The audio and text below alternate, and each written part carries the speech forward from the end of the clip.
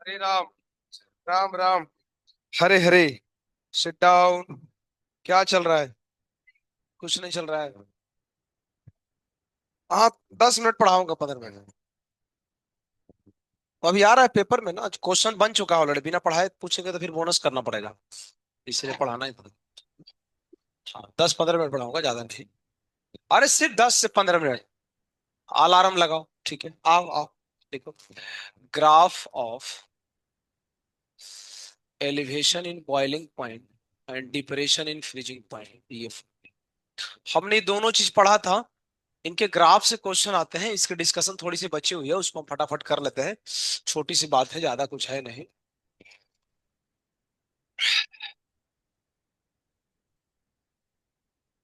ठीक है, ऐसे वेपर प्रेशर वर्सेस टेम्परेचर। ठीक है, ये रिप्रेजेंट करता है सराउंडिंग का प्रेशर। ठीक है, ऐसे है। ये ऐसे है। ये है। यार तुम पूरा कर दो।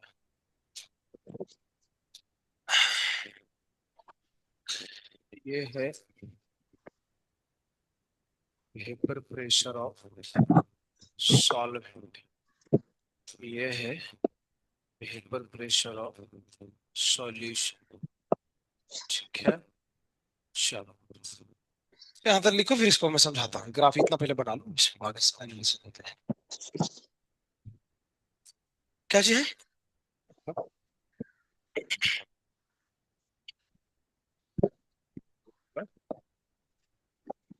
कौन सा ये? 8 ग्राम डिजॉल्व होता है, इतना gram of vapour pressure by 80%। सो देखो, 80% से वेपर प्रेशर कम है ना। सो इसका मतलब समझ रहे हो, 80% से डिक्रीज हुआ। इसका मतलब स्टार्टिंग में कितना था? 100। यानी कि 100 सॉल्वेंट का लेंगे 100, और 80% से डिक्रीज हो गया है, तो इसका मतलब सॉल्यूशन का कितना होगा? 20। तो पी नोट की जगह 100 और सॉल्यूशन का पीएस की जगह 20। P naught minus PS upon P naught. अब बाकी आगे तुम बोल फ्रैक्शन, तो यहाँ से निकल जाएगा, है ना? तो परसेंट का मतलब यही होता है, 80%, मतलब कि पहले 100 था और बाद में 80 हो गया, ऐसे करते हैं। और कौन सा और है क्या? और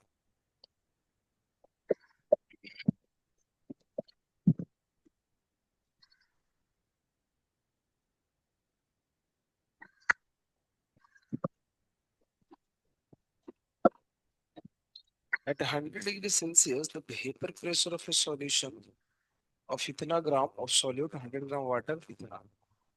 वरना टीबी निकालना है। दिक्कत है। बॉयल टीबी कैसे निकलेगा? KBM plus T not be. तो टी नॉट बी कितना लेंगे? टी नॉट बी कहीं नहीं दिया है क्वेश्चन में क्या? दिया तो है। 100 डिग्री सेल्सियस पे वेपर प्रेशर सॉल्यूशन इतना है, तो बॉइलिंग पॉइंट निकालो। ये सब कुछ दिया है। पता है टीवी का फॉर्मूला कैसे लगेगा? KBM plus T not be. T not be लेंगे 100 डिग्री सेल्सियस, और टीवी निकालना है क्वेश्चन में। एम ढूंढना है। एम के लिए ये वाला यूज करो, वेपर प्रेशर वाला। मतलब relative lowering of vapour pressure के फॉर्मूले से एम निकालो। निकलेगा ना, एक्स से एम निकलेगी, और उस एम की वैल्यू टीवी में डालेंगे। तो ये आया था परसों के जेई मेन के पेपर में। देखो क्या है, सुनना। हमने ऊपर में जो ग्राफ बनाया है वो रिप्रेजेंट करता है वेपर प्रेशर ऑफ सॉल्वेंट को। सॉल्यूशन को नीचे क्यों बनाया है बताओ तो? क्योंकि सॉल्यूशन का वेपर प्रेशर कम होता है, इसलिए इसका ग्राफ नीचे है।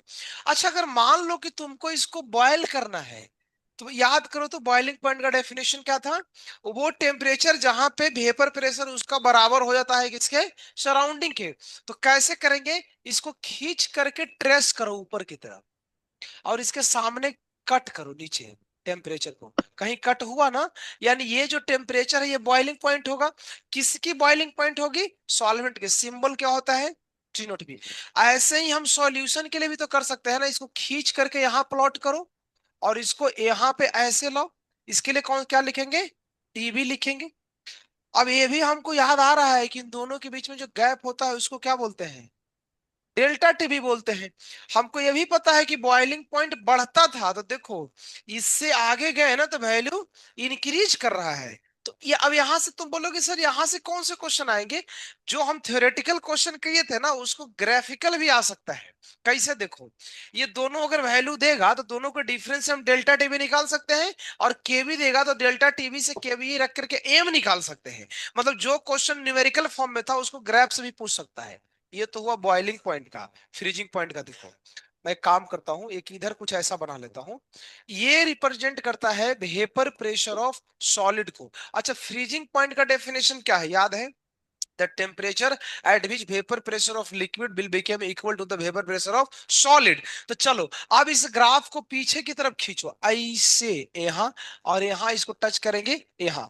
तो देखो जब ये टच करेगा तो इसके सामने ये वाला पॉइंट है, मतलब ये किसकी फ्रीजिंग पॉइंट है, सॉल्वेंट की, और इसका सिंबल याद होगा क्या था, T not F.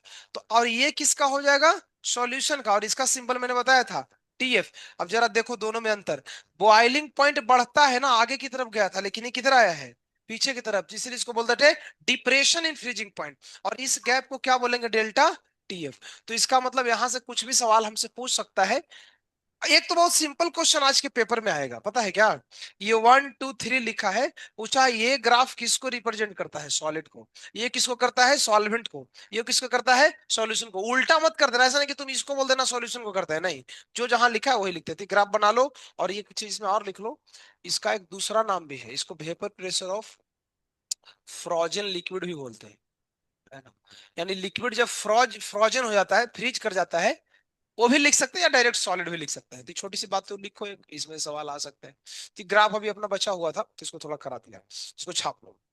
Elevation in boiling point और डिप्रेशन इन फ्रीजिंग पॉइंट का ये ग्राफ है, अच्छा ग्राफ है, एग्जाम में बहुत जगह पूछे जाते हैं।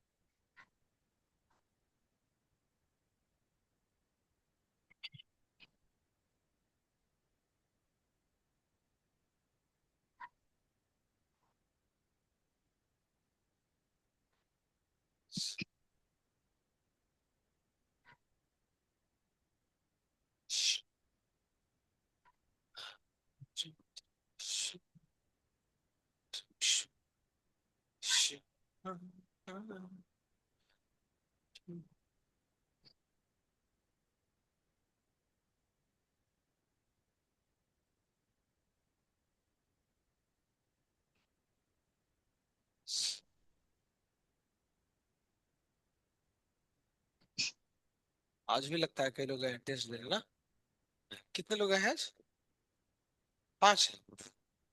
कई बॉयज में से तो कई लोग गायब लग रहे हैं, ऐसे बिना मतलब ही तो नहीं ना जा रहा है साथ में किसी का टेस्ट दिलवाने के लिए। गांव में तो इससे होता था, लोग एक टेस्ट देने जाते हैं, 4 लोग उसके साथ जाता है, मौसा मामा फूफा पापा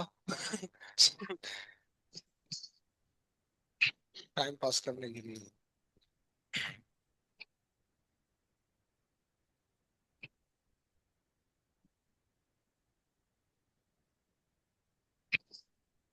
ग्राफ अच्छे से बनाना, वो थोड़ा बनाने में टेढ़ा हो गया, वो ग्रीन बना एकदम ऐसे आर्क जैसा है, ऐसे सीधा, है ना। तो आर्क से उस बना सकते हो, कंपास से भी। तुम तो डायरी पे अब लिखते लिखते लगता है जीवन त्याग दोगी, हमको ऐसा लग रहा है। और उसमें डायरी के पीछे के पेज में लिखती है, पता नहीं कौन सा पढ़ाई लोग कर रहा है, कहाँ से क्या ये।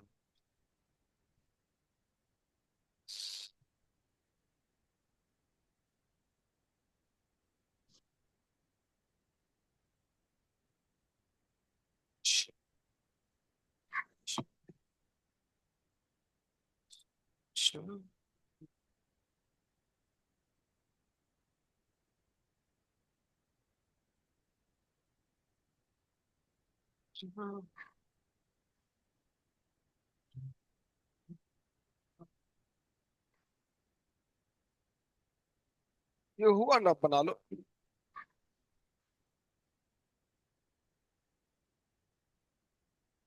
एक सवाल और है जो भी आएगा परीक्षा में। एक तो इसमें आएगा, और एक और है, ये वाला बात कराता हूँ, बनेगा नहीं। टारगेट रहेगा 120 नंबर, ठीक है। 130।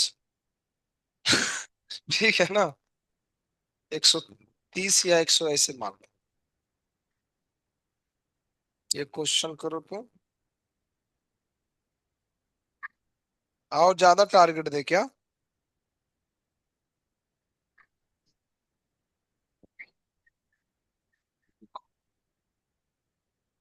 फाइंड द, कल आइसोटोनिक नाम का हम कोई चीज पढ़ाए थे, उसी के ऊपर सवाल है। Find the concentration in gram per litre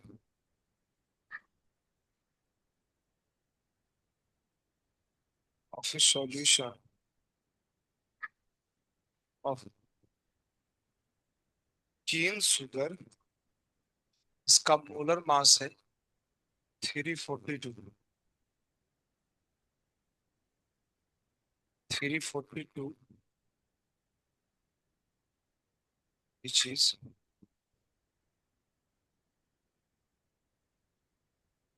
isotonic भी थे solution containing 6 gram of urea M 60 per litre. दिमाग लगाओ, अगर लगता है तो सोचो।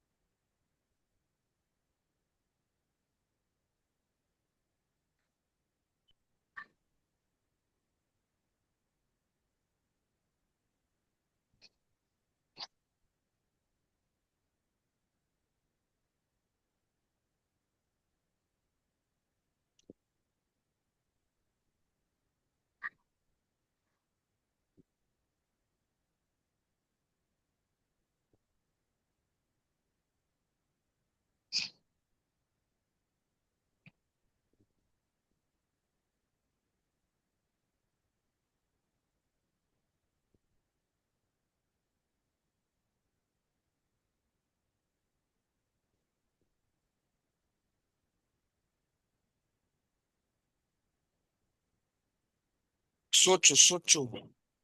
बना तो उधर के बैच में 2-3 लोग बना दिए थे। आइसोटोनिक का ट्राई करो तो। कल मैंने आइसोटोनिक बताया था, पाई 1 = पाई 2 होता है। तो उस पर रख करके देखो, 1-2 आदमी बना तो भी मैं बताएगा। यही एक सवाल है। बाकी बाकी तो इस सच मेरे को कुछ नहीं लग रहा है मुझे बता जी। हाँ, हो गया इसी दौड़ते हुए यार। क्या हो गया? कल कल मैच जीत गई इंडिया। अभी तक मैच कैसा रहता है? मैंने देखा ही नहीं था, भूल गया मैं।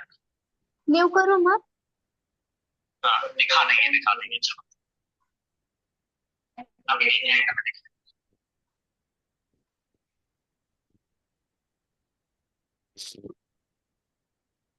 अभी तो मुझे भी लग रहा है पक्का चलना चाहिए।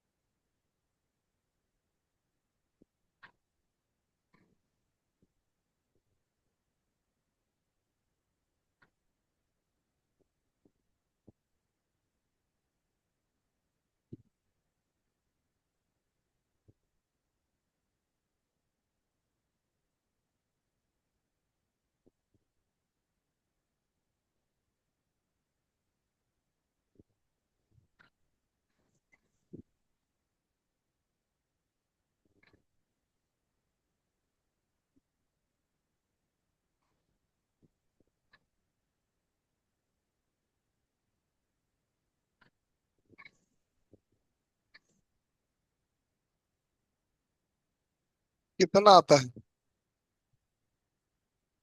कुछ आया लगभग।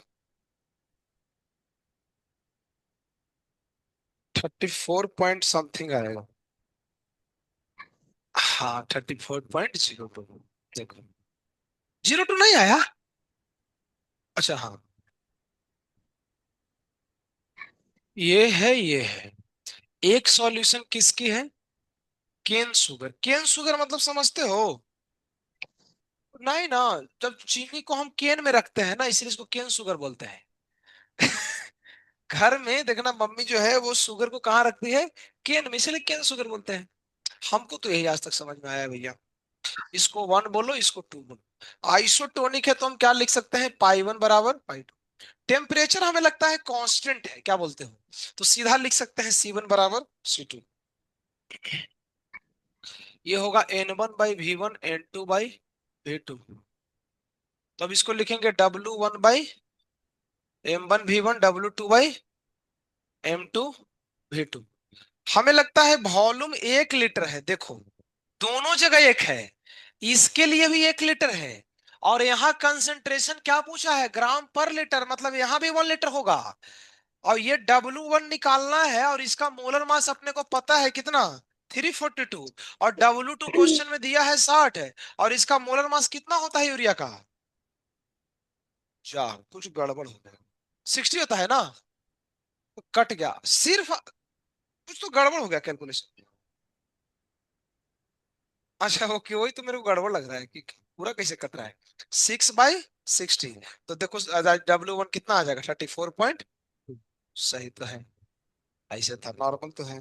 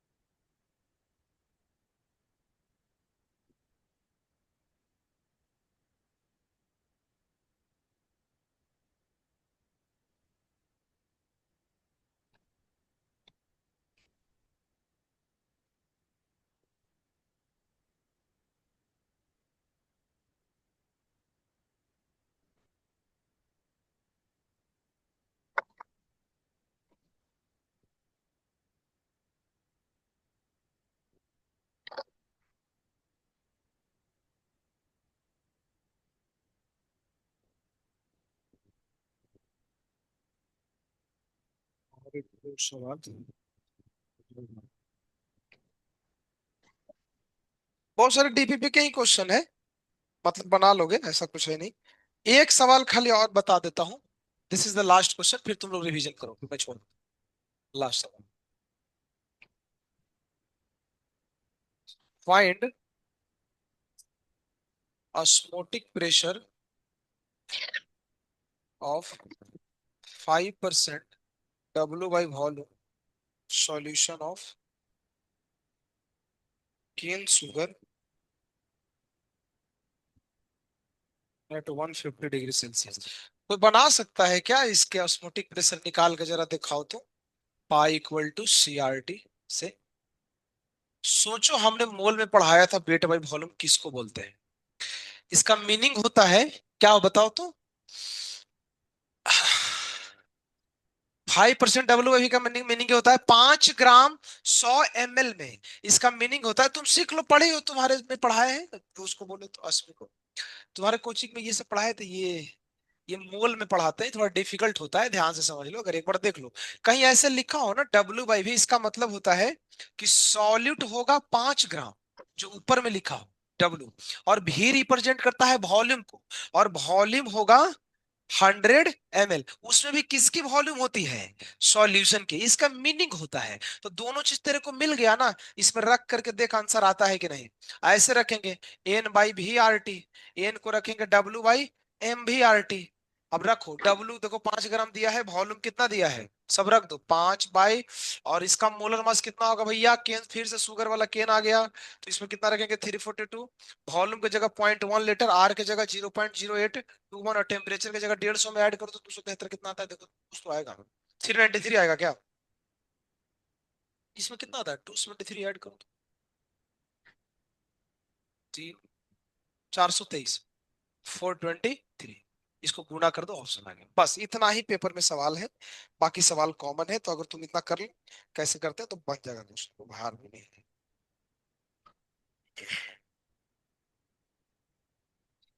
करो करो और क्या, रिवीजन करो तुम लोग।